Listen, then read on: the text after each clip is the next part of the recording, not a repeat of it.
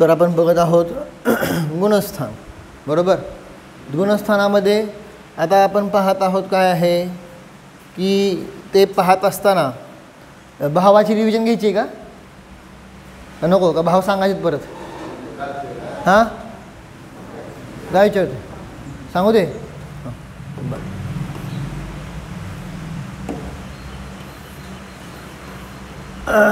बा तर आता भावांची थोडंसं प्रकरण पहा काय आहे, थोडं समजून घ्या आहे ना, फ्रेशमध्ये जरा क्लिअर होईल. पहिल्या गुणस्थानामध्ये मिथ्यात्वाच्या उदयामध्ये काय होतं, भाव मिथ्यात्व कर्माच्या उदयामध्ये पहिलं गुणस्थान होतं, बरोबर का नाही. म्हणून तिथं काय शब्द आलेला आहे, औदयिक भाव. मिथ्यात्व कर्माच्या उदयात, कर्माच्या उदयात होणाऱ्या भावाला काय म्हणलं आहे, कर्माच्या उदयात होणाऱ्या भावाला औदयिक, बरोबर समजलं. कर्माच्या उपशमामध्ये होणाऱ्या भावाला औपशमिक, कर्माच्या क्षयात होणाऱ्या भावाला हां, आणि कर्माच्या क्षयोक्षमामध्ये होणाऱ्या भावाला, आणि जिथे कर्माची अपेक्षा नाही तरीसुद्धा भाव झालेला आहे, कळालं का. मग ह्या इथं हे लक्षात घ्या की पहिल्या गुणस्थानामध्ये मिथ्यात्व कर्माच्या उदयामध्ये पहिलं गुणस्थान होतं आहे, सो भाव कुठला आला, औदयिक. मग दुसऱ्या गुणस्थानामध्ये कर्मांचा उदय नाही आहे का, आहे, पण दर्शन मोहनीयाच्या कुठल्याही कर्माच्या उदय उपशम क्षयोक्षम वगैरे नाही आहे, ह्याची कुठलीच अपेक्षा नाही लागली, म्हणून दुसऱ्या गुणस्थानामध्ये काय म्हणला, ह्याचा अर्थ पारिणामिक, ह्याचा अर्थ असा समजायचा नाही की एकदम शुद्ध उपयोग वगैरे. हां हां माहिती आहे मला, कारण हां हां हां तिथं जे परिणाम आहेत, परिणाम तिथं आहेत, हां तिथं मिथ्यात्वाचा उदय नाही, परंतु अनंतानुबंधीचा उदय आहे दुसऱ्या गुणस्थानात. आता बघणार आहे आपण अजून आहे ना, दुसऱ्या गुणस्थानामध्ये अनंतानुबंधीचा उदय आहे, पण अनंतानुबंधी कसली प्रकृती आहे, चारित्र्य मोहनीय. आपण कुठले बघतोय, मग दर्शन मोहण्याच्या अपेक्षेने बघितलं तर दर्शन मोहण्याचं काहीच वर्क दिसत नाही आहे, ना उदय, ना उपशम, ना क्षय, ना क्षयक्षम. मग हे चारही गोष्टी जर दिसून येत नाही तर दर्शन मोहण्याच्या अपेक्षेने दुसऱ्या गुणस्थानामध्ये काय आला, पारिणामी भाव. म्हणजे तिथं काहीही वर्क नाही आहे तरीसुद्धा दुसऱ्या गुणस्थानाचे भाव दिसून येतात, म्हणून पारिणामिक न्यूट्रल पडलं. पण पारिणामिक म्हणजे शुद्धोपयोग असं लावायचं. हां आहे पारिणामिक भाव म्हणजे शुद्धोपयोग, पण त्याला आपण पंचम पारिणामिक भाव म्हणतो का नाही. हां मग तो इथं नाही चर्चा त्याची, ते द्रव्यनियोगामध्ये घेतलेलं आहे पंचम पारिणामिक भाव, त्याचं ध्यान करा, कळालं का नाही. तर ते म्हणजे शुद्धोपयोग वगैरे आहे, बरोबर, शुद्ध स्वभाव आहे, बरोबर आहे, पण ती चर्चा इथं नाही लावायची. इथं आपण जे बघतो आगम भाषेने ते आपण कर्माची अपेक्षा नाही म्हणून पारिणामिक. पण ह्याचा अर्थ असा नाही की इथं कुठलंच कर्म नाही, समजलं. दर्शन मोहण्याची अपेक्षा नाही म्हणून न्यूट्रल पडलं, सो पारिणामिक. ठीक आहे. आता तिसरं गुणस्थान बनतानाच असं बनतं की तिसऱ्या गुणस्थानामध्ये सम्यक मिथ्यात्व ह्या प्रकृतीचा उदय असतो, कळालं का नाही. हे बनतानाच असं बनतं की नुसतं उदयाने नाही बनत, नुसतं उदयाने बनलं असतं औदयिक म्हणलं असतं. तर हे बनतानाच असं बनतं काय की तिथं बाकीच्या कर्मांचा पण काय झालेला आहे, हां बरोबर, क्षय पण झालेला आहे आणि उपशम पण झालेला आहे आणि उदय पण आहे. मग हे तिन्ही गोष्टी आहेत तिथं, म्हणजे काय आहे, क्षयक्षम. समजलं. आता पुढं चौथ्या गुणस्थानामध्ये आहे ना, मिथ्यात्वाचा उपशम झाला म्हणून औपशमिक सम्यक्त्व, मिथ्यात्वाचा क्षय झाला म्हणून क्षयिक सम्यक्त्व, बरोबर का नाही. आणि जिथे काय झालेलं आहे, सम्यक प्रकृतीचा उदय आहे पण नुसतं एकटा उदय नाही आहे, तिथं मिथ्यात्व, सम्यक मिथ्यात्व ह्या प्रकृतींचा पण काय झालेला आहे, है ना, उदयभावी क्षय सद्वस्थारूप उपशम झालेला आहे, कळलं का नाही. म्हणून तिथं काय आलं, क्षयक्षमिक सम्यक. तिथं औदयिक भाव येत नाही आहे. सम्यक प्रकृतीचा उदय आहे, पण नुसता उदय नाही. ओके, समजलं का नाही? म्हणून इथं औदयिक भाव घटवलेला नाही. बरोबर. पुढं आता 5व्या गुणस्थानामध्ये सांगितलं चारित्र्य. आता 5व्यापासून सिद्धांपर्यंत सांगितलं चारित्र्य मोहण्याच्या अपेक्षेने लावा. बरोबर. मग 5व्या गुणस्थानामध्ये हे लक्षात घ्यायचं आहे, काय आहे? हां, घाती कर्म काय आहे सांगतो. घाती कर्म म्हणजे जीवाचा डायरेक्ट घात करतात. जसं घाती कर्म कुठले आहेत आपले? ज्ञानावरण, दर्शनावरण, मोहनीय अंतराय. बरोबर का नाही? मग आता तुम्हाला ज्ञानाकर्माचा उदय आहे समजा, है ना, तर ज्ञान प्रगटच होऊ देत नाही. हां, ते क्षयक्षम झालं, लक्षात राहत नाही. पण घाती कर्म म्हणजे काय? पूर्ण डायरेक्ट अनुजीवी जी गुणांचा घात केला. घात केला म्हणजे काय? खतम नाही केला, परंतु ते आवरण, ज्ञान आवरण आलं ना, त्या ज्ञानाला झाकलं गेलं. तो ज्ञान गुण प्रगटच होऊ देत नाही. जसं केवळ ज्ञानावरण हे सर्व घाती आहे. कळलं का नाही? मग काय करतं आपल्याला? केवळ ज्ञान प्रगट होते का? आता त्याचा उदय आहे ना केवळ ज्ञानावरणाचा. जोपर्यंत उदय आहे तोपर्यंत केवळ ज्ञान होऊ, थोडं पण होऊ देत नाही. कळलं का नाही? ते घाती कर्मात घात करणार आहे ना. आणि आघाती कर्मामध्ये सांगितलं प्रतिजीवी गुणांचा असतो अपेक्षा. कळालं का नाही? मग तिथं काय होतं? थोडंसं काम होऊन जातं ना तिथं आपल्याला. सातावेदनीय समजलं का नाही? नामकर्मामध्ये सुद्धा गोत्रा, उच्च गोत्र, नीच गोत्र. कळलं का नाही? असं थोडंसं काय होऊन जातं आहे, लाईटली काम होऊन जातं आहे. पण घाती, आता घातीमध्ये परत 2 भेद केले है ना. मी दाखवतोच, फळ्यावर काढतो.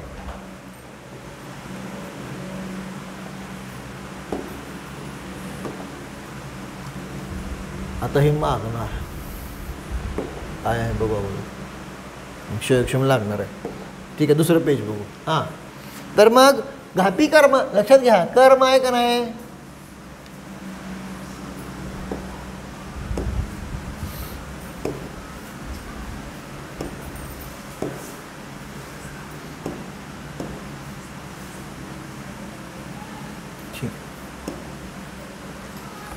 तर काय आहे सांगितलं? कर्म. ओके. हां, तर कर्माचे सांगितले काय आहेत? 2 भेद झाले. हे सगळं प्रवेशिकाच आहे आपली. कळलं का? काय हे? घाती आणि आघाती. बरोबर. समजलं का? हां, घाती आणि आघाती. घाती कर्मामध्ये परत काय झालं हा ना. आता घाती कर्माचे सांगितलं काय आहेत? परत 2 भेद होतात. हे सगळं कर्मकांडमध्ये येणार आहे बरं का. कमिंग सून आहे, टेन्शन घेऊ नका तुम्ही. कळलं का? हे सगळं बेसिक आपलं कर्मकांडमध्ये पक्क होणार आहे. पण आता तुम्ही विचारलाय प्रश्न तर मी सांगायला लागलो आहे ना. घाती कर्माचे परत काय आले? सर्व घाती. आता हे लिहायला नको खरं आहे ना. तर मग काय सांगितलं? घाती कर्माचे सर्व घाती आणि देशघाती. बरोबर. समजते का? लक्षात येते? सर्व घाती मीन्स संपूर्ण घात करतं, हाय का नाही? आणि देशघाती मीन्स थोडं घात करतं, थोडं प्रगट होऊन देतं. आता उदाहरण एकदा सांगतो की सांगतो. पहिल्यांदा घाती कर्मामध्ये सांगितले 4 घाती कर्म आहेत का नाही, आणि 4 आघाती कर्म आहेत का नाही. हे तर माहिती आहे ना सगळ्यांना. का सांगायला लागेल मला? हां, एवढी वाईट अवस्था येऊन देऊ नका आहे ना. तर मग 4 घाती कर्माची सांगितलं काय आहे?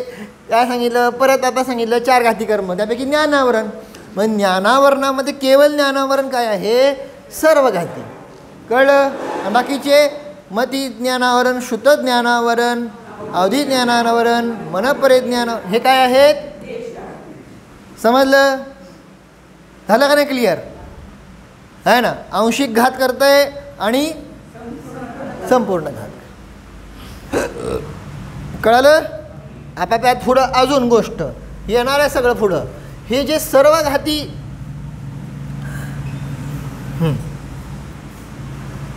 ठीक आहे, नको तेव्हा चल. तर झालं का? क्लिअर झालं? मग आता आपलं काय चाललं होतं? क्षयक्षम भाव.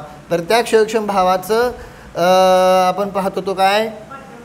पाचव्या गुणस्थानामध्ये आलं. तर पाचव्या गुणस्थानामध्ये सांगितलं काय आहे? क्षयक्षम भाव. का? कारण इथं चारित्र मोह लावायचं, दर्शन मोह लावायचं नाही. चारित्र मोहाच्या कुठल्या प्रकृती आहेत? अनंतानुबंधी, अप्रत्याख्यानावरण, प्रत्याख्यानावरण. त्यापैकी जे दोन आहेत स्टार्टिंगच्या, अनंतानुबंधी आणि हा ना, दाखवतो काय मला खरं आलंच दाखवायला पाहिजे होतं. ठीक आहे, हे नाही ना, हे कळलंय ना, हे पुस्तक टाकू दे ना. हां, तर मग काय सांगितलं? 4 प्रकृती आहेत है ना. तर आपले हे 4 गोळे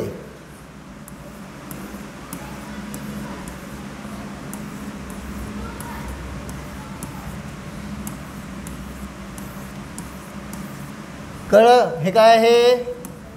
अनंत अनुबंधी बरं का. हे अप्रत्याख्यानावर, हे प्रत्याख्यानावर, समजलं? आणि हे बरोबर ह्यांच्या अपेक्षेने लावायचं आहे. आता मला लिहिता येत नाही. ठीक आहे, समजतंय ना तुम्हाला? बस झालं. तर मग अशा प्रकारे सांगितलं काय आहे? हे आपले कर्म. बरोबर, लक्षात येतं की नाही? हे काय आहे? आता हे गोळे गोळे काय काढला? नेहमी लक्षात ठेवा, ही आहे निषेक रचना. ही काय? कर्मांची निषेक रचना. म्हणजे ही तर काय दाखवली जाते? स्थिती दाखवली जाते. स्थिती समजताय ना? स्थिती, हां, स्थिती म्हणजे काय आहे? हा पहिला समय, दुसरा समय, तिसरा समय, चौथा समय, 5वा समय, अशा प्रकारे काय आहे? 5 वर्ष, 10 वर्ष, अशा प्रकारे काय सांगितलं पुढं? संख्यात वर्ष, असंख्यात वर्ष. कळलं का नाही? पल्य, सागर, हे सगळे काय झाले? स्थिती. स्थिती समजलं? स्थिती समजली का नाही? 5 वर्ष जेल, ही काय झाली? स्थिती. आता त्या जेलमध्ये तुम्हाला काय आहे? काळी कोठरी मिळणार. कळलं का? काय ते असतात ना तसले, का म्हणजे खडी फोडायला लागणार का नुसतं हे मिळणार? हे डिपेंड आहे का नाही? मग ते म्हणजे अनुभाग, फलदान शक्ती. समजलं का नाही? 5 वर्ष जेल, कुणाला 5 वर्ष होते, कुणाला 6 महिने होते, कुणाला 10 वर्ष होते, कुणाला 14 वर्ष होतीये. कळलं का? हे जे दाखवतं ना, हे दाखवतं म्हणजे काय? स्थिती. हे म्हणजे काय? बोला. स्थिती. समजलं का नाही? आणि अनुभाग म्हणजे भले ते स्थिती एवढी असेल पण त्यात फळ किती मिळणार? समजलं का नाही? त्यात त्रास किती होणार? कोणा जीवाला 6 महिने जेल झाली परंतु ती 6 महिने काळी कोठरी असेल तर त्रास किती होईल? आणि कोणा जीवाला 6 वर्ष झाली, कळलं का, परंतु त्याला जेलमध्ये सगळं AC, TV असतंय ना? बघितलं की ते नसतं ना, असते. अहो मोठमोठी सगळी काय मंत्री लोक जेलमध्ये काय करते? ती असते, 100% असते, आहे ना. ऑफिशियली नसतं, अनऑफिशियली असतं, पण असतं. मग ते काय झाला? अनुभव. कळलं? हा ना. तुम्हाला तिथं रिझल्ट काय भोगायला मिळेल, लक्षात आहे. सो आता आपण अनुभव बघत नाही, आता आपण काय बघतो आहोत? स्थिती. तर ही कर्मांची स्थिती आहे. अनंत अनुबंधी, अप्रत्याख्यान, प्रत्यागरण, संजलन, हे कोणाचे कर्म आहेत? चारित्र मोह. कोणाचे कर्म आहेत?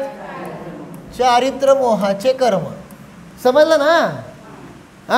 मग ह्यांच्या अपेक्षेने आता घटवायचे भाव. गुणस्थान कुठलं? 5वं. बरोबर. मग 5व्या गुणस्थानामध्ये आपण पाहिलेलं आहे अनंतानुबंधी. हे गुणस्थान नंतर बघू. हे आता एवढं सांगा, अनंतानुबंधी काय काम करतं? अनंतानुबंधी काय काम करतं? कारण आहे. काय होऊ देत नाही? सम्यक दर्शन होऊ देत नाही. समजलं? हे लिहा, लक्षात राहत नसेल तर. ओके. अनंतानुबंधी काय करतं आहे? दोन्ही लक्षण लिहा. अनंतानु म्हणजे अनंत अनुबंधी. अनंत संसाराला कारण, अनंत बंधाला कारण. समजलं? तर ती काय आहे, चार्टच करा, आपल्या चारी लिहायचे ना. अनंतानुमध्ये लिहिलं का? ठीक आहे. त्यानंतर अप्रत्याख्यानावरण. अप्रत्याख्यानावरण शब्द घटवले तुम्हाला. अ म्हणजे नाही, प्रत्याख्यान म्हणजे काय सांगितलं? त्याग. थोडाही त्याग होऊ देत नाही. बरोबर? अप्रत्याख्यान म्हणजे काय सांगितलं? थोडाही त्याग होऊ देत नाही, थोडाही संयम होऊ देत नाही. प्रत्याख्यानावरण आहे ना.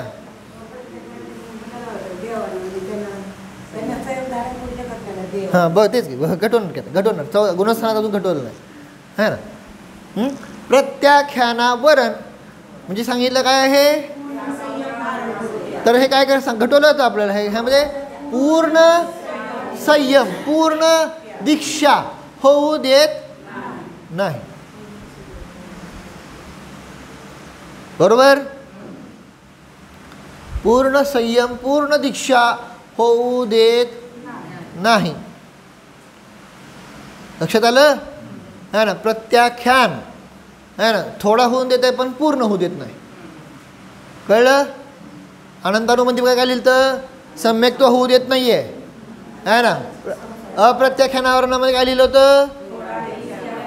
थोडाही त्याग करू देत नाही परंतु सम्यक्त्व होऊ देतं, होऊ देऊ शकतं. कळलं ना? हां. त्यानंतर प्रत्याख्यानावरण हा ना, पूर्ण संयम होऊ देत नाही पण थोडा संयम होऊ देऊ शकते है ना. पुढं त्यानंतर संज्वलन कर्म काय करते? काय? पूर्ण संयम होऊ देते काय, परंतु यथाख्या चरित्र म्हणजे जसं चारित्र्य आहे, आपल्या भाषेत सांगतोय ना. यथाख्या चरित्र लिहू शकता काय, जसं चारित्र्य आहे, जसा चारित्राचा स्वभाव आहे, चारित्राचा गुण आहे, कळलं का नाही, तसं चारित्र्य प्रगट होऊ देत नाही. समजलं? जीवाचं चारित्र गुण आहे का नाही, मग जो एक्झॅक्ट चारित्र आहे तसं चारित्र होऊ देत नाही. ते म्हणजे कोण सांगितला? संज्वलन. आणि संज्वलन शब्द सांगतो संज्वलन, जळतंय पण कसं? समज्वलन, समीचीन रूपानं म्हणजे बारीक जळतंय. कशा आहे समजलं का नाही? लक्षात आलं का आता? हां, परत सांगू दे. हे 4 गोष्टी कळल्या? हां, चला आता ह्यामध्ये काय आहे, गुणस्थानाच्या अपेक्षेने तुम्ही मला सांगा है ना. जो आपलं काय आहे म्हणजे पहिलं गुणस्थान आहे है ना, ह्या पहिल्या गुणस्थानामध्ये ह्या चारीचा उदय आहे है ना. पहिल्या गुणस्थानामध्ये सांगितलं ह्या चारींचा काय आहे?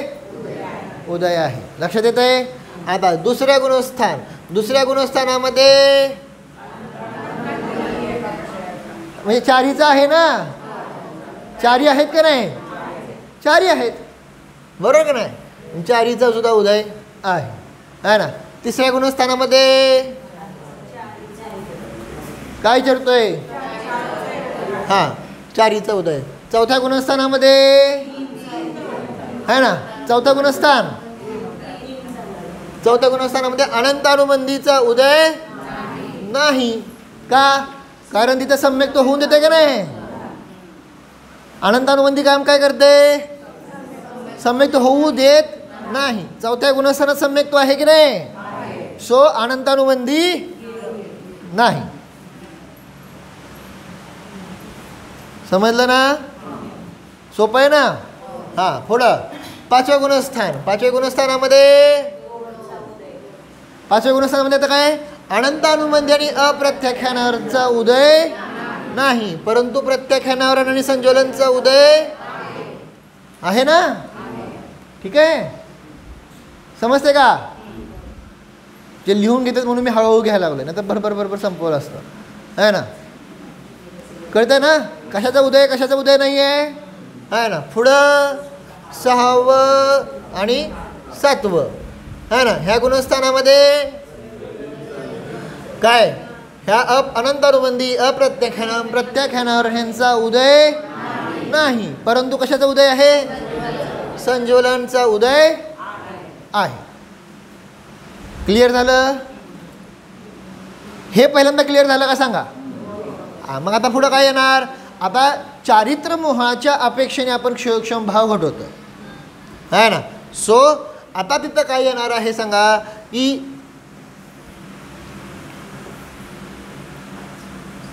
का बदललं नाही. हां, पाचव्या गुणस्थानामध्ये काय सांगितलं होतं, काय सांगितलं होतं, क्षयक्षमिक भाव. सहाव्या सातव्या गुणस्थानामध्ये पण बरोबर का नाही. मग आता हे कोणाच्या अपेक्षेने बघतोय, हां, मग आता हे कसं आहे का नाही, एवढा प्रश्न आपण सांगितला होता. तर आता ते इथं बघा परत. हां, कसं, तर हे आता पहा काय आहे, पाचव्या गुणस्थानामध्ये आहे ना. पाचव्या गुणस्थानामध्ये कशा, हे गुणस्थान पाच दिसतंय का, ह्या दोनचा काय सांगितला, उदय नाही. म्हणजे काय झाला है ना, ह्यांचा उदयाभावी सद्वस्था रूप बरोबर. आणि ह्या दोघांचा काय आला, उदय. ह्या दोघांचा पाचव्या गुणस्थानात झालं का नाही, क्षयोक्षम झालं का नाही. आता क्लिअर झालं का. म्हणून मी म्हणलो तो पहिल्यांदा क्षयोक्षमची व्याख्या पाठ करा, मग नंतर कर्म लक्षात ठेवा, आणि मग हे भाव लक्षात येतील. आता व्हायला लागलं का आज भाव वाचन आहे का नाही. तर असं पुढं त्यानंतर गुणस्थान सहावं सातवं बरोबर. ह्यामध्ये सांगितलं सहाव्या सातव्यामध्ये ह्या तिन्हीचा उदयाभावी क्षय सदवस्थारूप उपशम. ओके, आणि फक्त संज्वलनचा उदय. हां, ह्यांचंच की. हां, क्षयोक्षमची व्याख्या पाठ केली नाही का, काल होता का तुम्ही, नव्हता आहे ना, पहिला व्हिडिओ ना. मग त्यात दाखवलं की आपण, दाखवलं का नाही ह्यामध्ये. आता ही नावं वाचू नका. हां, वर्तमान समय म्हणून शब्द घटवलाय, वर्तमान समयातला उदयाभावी क्षय सत्तेमध्ये असलेल्यांचा सद्वस्थारूप उपशम आणि देशघातीचा वर्तमानामध्ये उदय. हां, हेच की सर्व घाती. हां, मग ते सत्तेमध्ये आहेत. हां, नाही नाही सांगितलं ना आत्ता तिन्ही. आता काय संज्वलन घडवतो आपण, सहाव्या गुणस्थानामध्ये संज्वलनचा उदय आहे, संज्वलनचा वर्तमानामध्ये उदय. सहावं सातवं गुणस्थान कितवं, काय चाललंय कळत नसते लोकांना म्हणून ते कळत. तर सहावं सातवं गुणस्थान त्यामध्ये उदय कशाचा असणार, फक्त संज्वलनचा बरोबर. मग आता बाकीचे तीनचं काय काम आहे ना. तर बाकीचे जे तीन आहेत त्यांचा तिघांचा वर्तमानामधल्यांचा उदयाभावी तिन्हीचाही कळलं.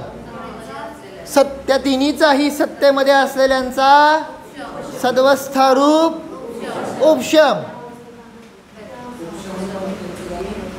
हां, ज्याचा उदयाभावी क्षय त्यांचाच सद्वस्थारूप उपशम.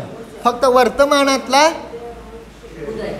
है ना, वर्तमानातला उदयाभावी क्षय आणि सत्तेमध्ये असलेल्यांचा सद्वस्थारूप उपशम. समजलं का नाही.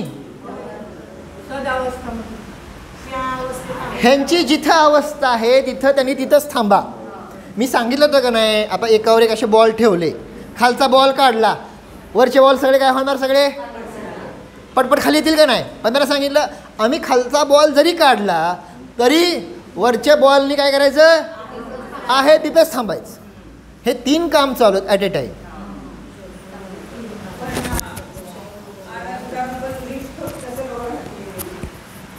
आता ती चर्चा आपण नंतर घेऊया आहे ना. अनंतानुबंधी नाही, हा प्रत्याख्यानावर पण आहे, प्रत्याख्यानावर पण नाही. कळालं का नाही? हे सगळे सर्व घातीच आहेत आहे ना. संजुलानच फक्त काय आहे, देशघाती. समजलं का? पण ती मला सांगायला काय नाही, हे परत कन्फ्यूज होतील किंवा मी नंतर सुटल्यावर सांगतो. कारण मी आत्ता सांगितलं हे परत सगळे कन्फ्यूज होणार आहे. मी काल ती झाली गडबड म्हणून मी ती काय सांगायला लय डिटेल जायला तयार नाही आहे. बेसिक समजलं बस झालं. ओके, कळलं का? हां, लक्षात आलं का सगळ्यांना? हां, हे ती म्हणून तर एवढं घटवायला लागलो ना. काय काय काय कळलं का? ह्यांचा क्षयक्षम जेव्हा घटवतोय तेव्हा वर्तमानातला उदयाभावी क्षय, सत्तेमध्ये असलेल्यांचा सदवस्था रूप, आणि उपशमचे पण दोन भेद आहेत परत. म्हणून ते शब्द आपण परफेक्ट वापरतोय. सत्तेमध्ये असलेले त्यांचा सद अवस्था रूप उपशम.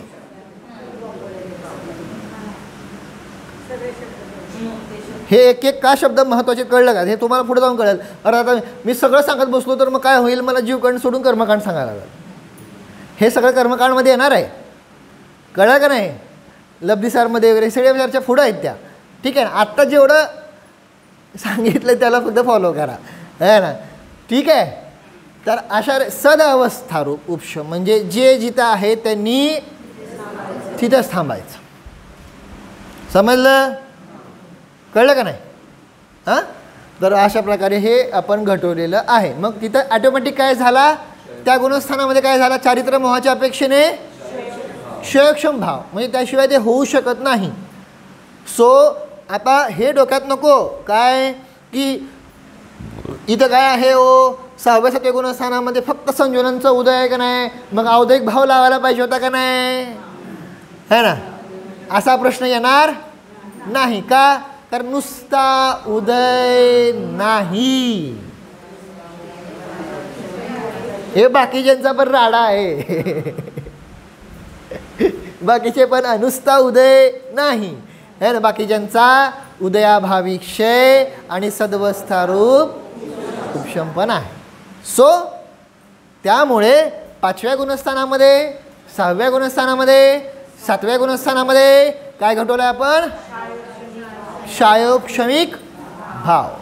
कळलं है ना.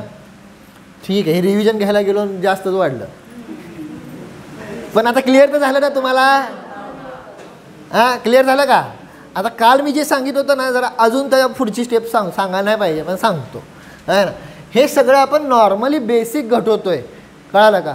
परंतु ज्या जीवाने काय केलेलं आहे, हे जे आत्ता घटवलं आहे ना, ते औपशमिक सम्यक्त्व आणि क्षयक्षमिक सम्यक्त्वाच्या अपेक्षेने बरोबर आहे. पण ज्या जीवाने क्षयिक सम्यक्त्व प्राप्त केलेलं आहे तिथं अनंतानुबंधीची चर्चाच नाही.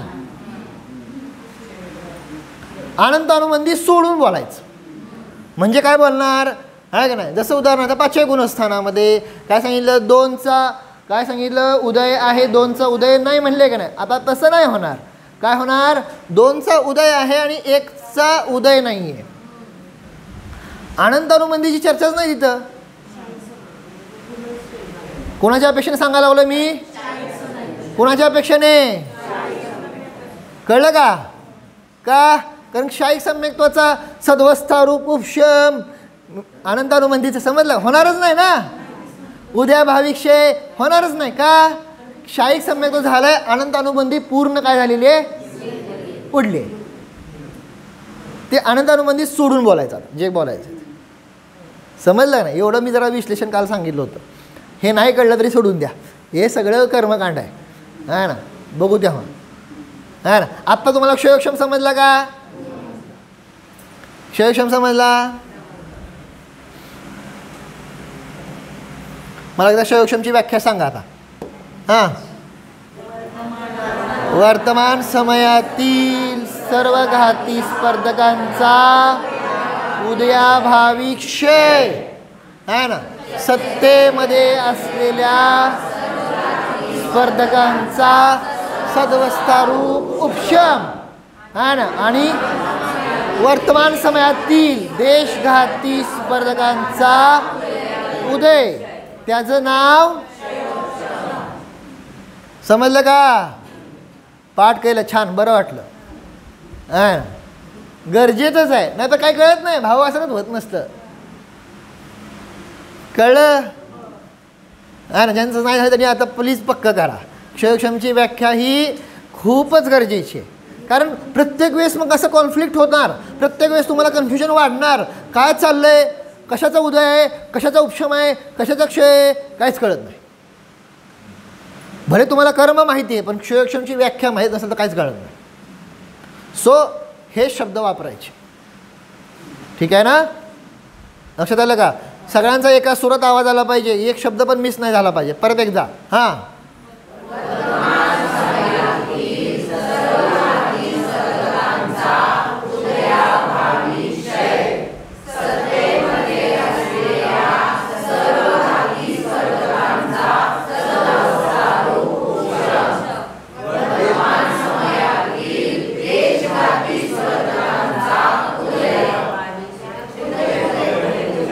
उदय उदय चुकायचं नाही, आहे ना? तर म्हणजेच काय आहे? क्षम. छान, चांगलं, बेस्ट, खवळल्याचा परिणाम झाला. तर असा अभ्यास करा, आहे ना? तर मग सांगायचा अभिप्राय काय आहे? अशा प्रकारे तिथं सांगितलं काय आहे की हे क्षयक्षम घटवला. आता क्लिअर झाला ना? है ना? क्षयक्षम जेव्हा म्हणतायत तेव्हा काय घडतंय? चला आता आपण गुणस्थानाकडे येऊन संपवून टाकू विषय, बस, है ना? चला, तर अशा प्रकारे 5व्या गुणस्थानामध्ये क्षयक्षमिक भाव, 6व्या गुणस्थानामध्ये पण ओके, है ना? 8व्यापासून 11व्यापर्यंत उपशम श्रेणीवर कुठला भाव असणार? का आपण चारित्र मोहन काय करतोय? उपशम उपशम उपशम करत चाललोय, बरोबर का नाही? समजलं का नाही? उपशम करत जातोय.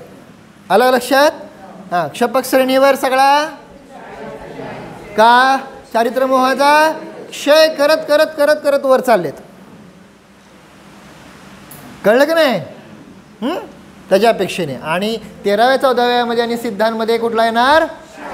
कारण त्यांनी चारित्र मोहाचं काय केलेलं आहे? पूर्ण क्षय केलेलं आहे आणि तेव्हा ते गुणस्थान झालेलं आहे. समजलं का नाही? चारित्र मोहाचं न्यूट्रल लावायचं नाही, पारिणामिक लावायचं नाही. चारित्र मोहाच्या क्षयामध्ये झालेलं ते गुणस्थान आहेत. कळलं का नाही?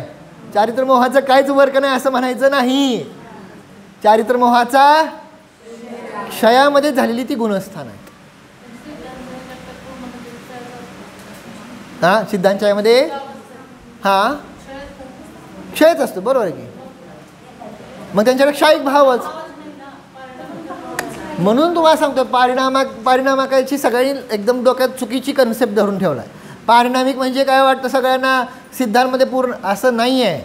पारिणामिक भाव असं नाही. सिद्धसुद्धा काय आहे? कर्माच्या अभावात सिद्ध झाले का नाही? सिद्धांमध्ये काय घटवता? आटी कर्माचा अभाव घटवता का नाही? मग तो क्षयिक भावच येणार ना. कळलं का नाही? आता आटी कर्माचा काय घटवतो? एकच मिनिट सांगतो. आठी कर्माचा काय घटवतो आपण? अभाव किंवा क्षय. मग काय येणार?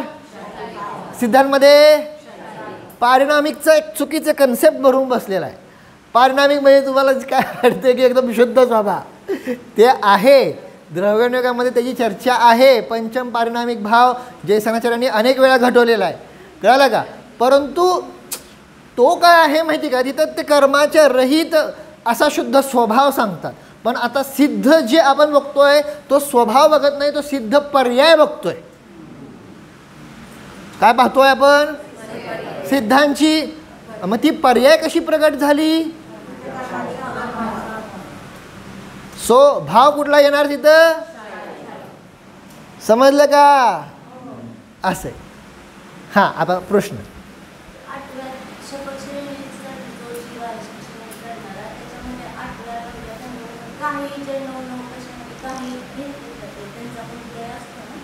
हां, उदय आहे, बरोबर आहे, चांगला प्रश्न आहे.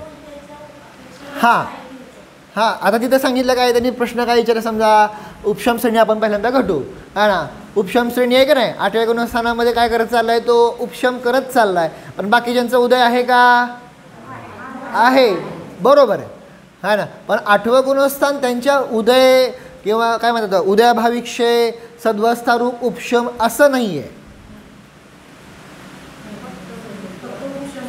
समजलं का काय म्हटलं तुम्हाला, हा ना.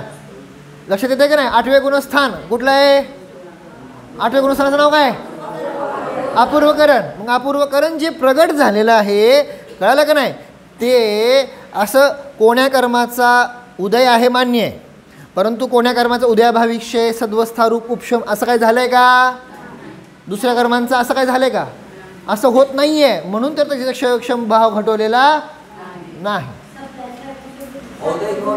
हां,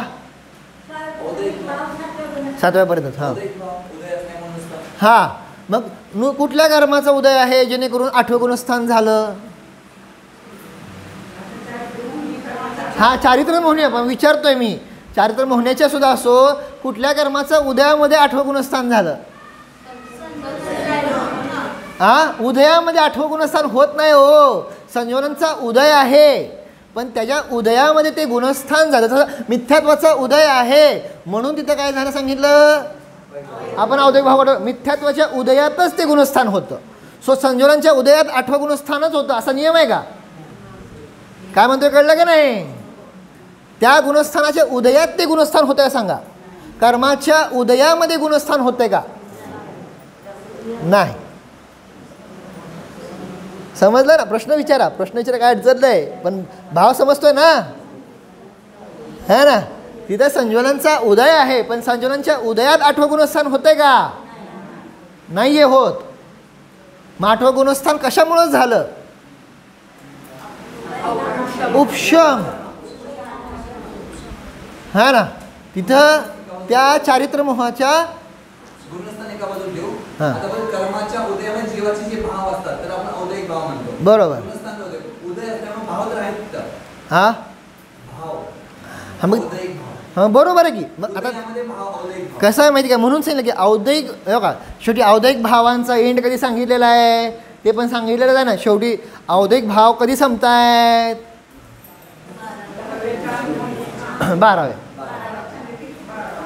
औद्योगिक भाव घडवलेत का, औद्योगिक भावाचे भेद घडवलेत का नाही सगळे तत्वसूत्रामध्ये 21, समजलं. मग ते एंड कुठं दाखवत आहे, मग ती चर्चा नाही इथं. आपण आता घटवतोय काय, गुणस्थानामध्ये चारित्र मोहाच्या अपेक्षेने भाव घटवतो, बरोबर का नाही.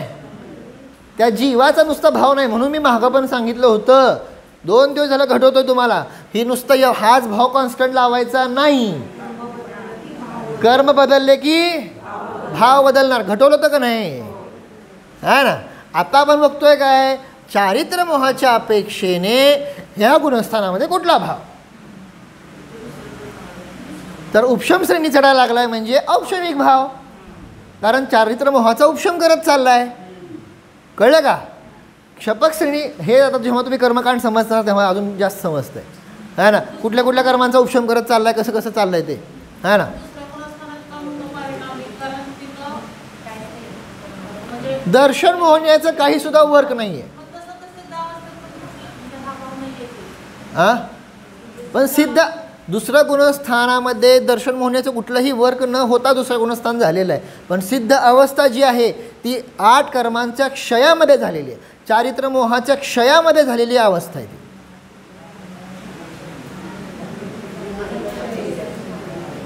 ती पर्याय कशावर झालेली आहे, कशाच्या डिपेंडवर झालेली आहे, समजलं का नाही. इथं आम्ही घटवतोय, आपल्याला काय पडलेलं आहे, उपादान घटवायचं आहे. इथं उपादानाची चर्चा नाही आहे, इथं जी चर्चा चाललेली आहे ती कर्मरूपी निमित्ताच्या अपेक्षेने चर्चा चालली. त्यामुळे असं 2 भेळमिसळ करू नका, समजलं. चलो, अशा प्रकारे मला घ्यायचं होतं पुढचं, बरं आता हे बस, आता रिव्हिजन नाही घेणार आता. ठीक आहे, आता उद्याच्याला डायरेक्ट आपला सोपा विषय घेणार, बस झालं, है ना. तर ठीक आहे, समजलं का. तर क्षयक्षमची व्याख्या मला परत एकदा सगळ्यांनी सांगा. 1 मिनिट थांबा, काढतो अगोदर, थांबा 1 मिनिट, कारण कसं होतं सगळ्यांना येत नसतं. हां, क्षयक्षमची व्याख्या बोला. सर्व घाती स्पर्धकांचा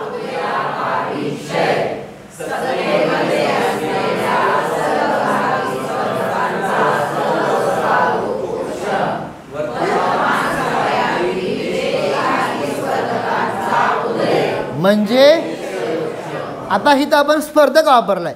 काही ठिकाणी अशी गोष्ट होईल की स्पर्धकच्या जागी कर्म येतील. कळलं का नाही?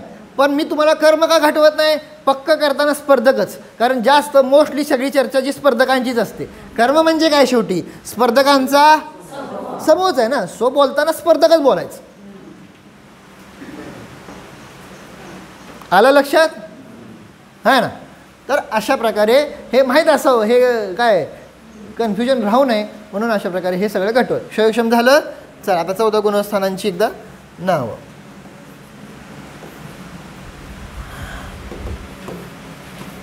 14 गुणस्थानांची नावे बोला.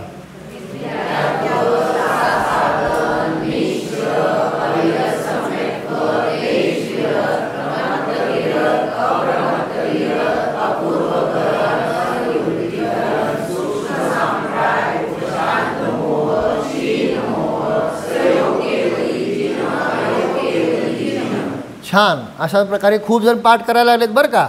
आहे ना. बाकीचे सुद्धा करत नाही, त्यांनी करायला लागा. आहे ना. हे सगळं पाठांतर आहे, आवश्यक आहे. नाही तर पुढं जाऊन परत ABCD सांगण्यामध्ये काही मजा राहणार नाही. आहे ना. वेळेच्या वेळी पाठ करा. बेसिक तर करायला काय अडचण आहे आपल्याला. आहे ना. 14 गुणस्थान, 14 मार्गणस्थान समजलं नाही, त्यांचे भेद, त्यांचं लक्षण कळलं का नाही. त्यानंतर हे सगळं जमल्यानंतर मग परत कुठल्या मोहाचा उदय आहे, कुठल्या मोहाचा उदय नाही, काय कराय हे तुम्ही सगळा अभ्यास करायचा. आता आजचा अभ्यास मी आता सोडणार नाही. आजचा अभ्यास काय आहे? व्हॉट्सअपवर टाकायचा. प्रत्येकाने कुठलंही एक गुणस्थान घ्यायचं आणि तिथं मोहनीयाचा कोशाचा उदय आहे आणि कशाचा उदय नाही हे टाकायचं. कळलं का? 14 गुणस्थान आहेत ना. आहे ना. ज्यांना जेवढं लिहिणं जमतं तेवढं लिहा. 14च्या 14 लिहा, 14च्या 14. नाहीतर एक लिहा, एक लिहा. पण सगळं लिहायचं. मोहनीयाचं फक्त घालायचं बरं का. पहिल्या गुणस्थानामध्ये मोहनीयाचा कशाचा उदय आहे, कशाचा उदय नाही. दुसऱ्या गुणस्थानामध्ये मोहनीयाचा कशाचा उदय आहे नाही. तिसऱ्यामध्ये कशाचा आहे नाही. चौथ्यामध्ये कशाचा आहे नाही. कळलं का? मोहनीयाच्या अपेक्षेने गुणस्थान आहेत. कळलं का? हा ना. ज्यांना 14 जमल तरी 14 गुणस्थानं व्हॉट्सअपवर लिहा. नाही 14 जमत 2 लिहा, 4 गुणस्थानं लिहा, 1 गुणस्थान तर लिहाच.